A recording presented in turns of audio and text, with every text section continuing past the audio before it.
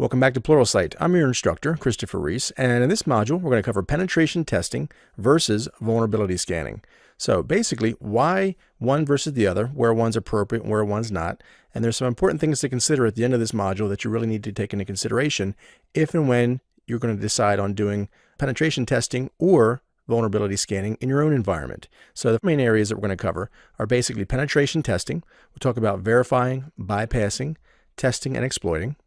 We'll talk about vulnerability scanning and what that is and kind of comparing and contrasting the two. And that consists of identifying, assessing, and then potentially remediating what's found. And then we'll talk about three areas that a specific penetration tester or a vulnerability scanning person would fit into, depending upon what level of assessment, what level of penetration testing they want to simulate. And that is black box testing, white box testing, and then gray box testing. So let's go ahead and get started and talk about what is penetration testing.